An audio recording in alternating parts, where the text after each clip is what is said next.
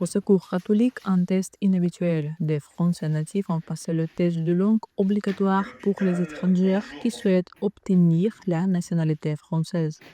Je vous laisse 1 minute pour lire les questions. C'est parti. Volontaires âgés et parcours différents et tous ont rencontré des difficultés. L'une d'elles, le stress, le temps limité, les règles strictes et l'ambiance inhabituelle pèsent sur le moral, puisque de ces épreuves dépendent à la fois le résultat et l'avenir dans le pays. Avait peur parce que comme il y a plein de niveaux d'école, d'études, avait peur par rapport aux fautes, par rapport à la compréhension, à des choses comme ça. Le stress et puis L'examen comprend 4 épreuves obligatoires: compréhension orale, compréhension écrite, production écrite et production orale.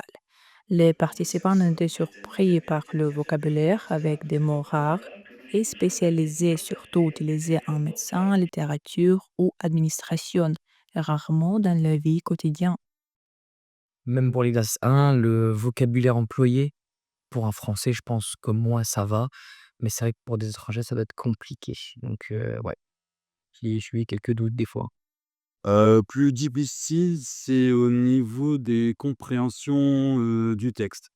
Il y a des questions à laquelle il faut être très, très, très précis. Il faut pas être, approximatif. Ce n'est pas seulement du vocabulaire ni de la grammaire. L'épreuve évaluait aussi la réflexion, l'analyse et la capacité à argumenter. De plus, il est facile de commettre des erreurs de mots, de formulation, de temps.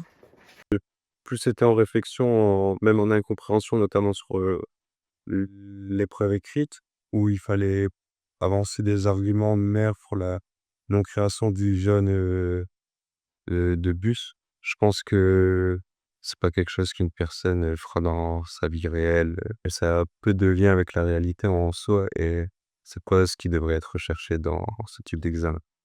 Les questions, elles aussi, compliquent la tâche: formulation complexe, raisonnement contradictoire, absence de réponse claire. Identifier, par exemple, le ton d'un article, moqueur, passionné ou polémique, reste ardu même pour un Français. Pour un étranger, c'est une vraie casse-tête. Alors son papier, mais elles sont nuancées. J'avais envie de mettre les 3 et je sais pas quelle était la bonne réponse. Vraiment, j'ai coché au pif alors que, en plus, c'est marrant parce que je connais la personne qui a écrit, je la suis, enfin je l'article, donc je vois comment il est, j'ai déjà écouté des interviews et je ne saurais pas répondre. Au final, seuls 3 Français sur 6 ont réussi l'examen.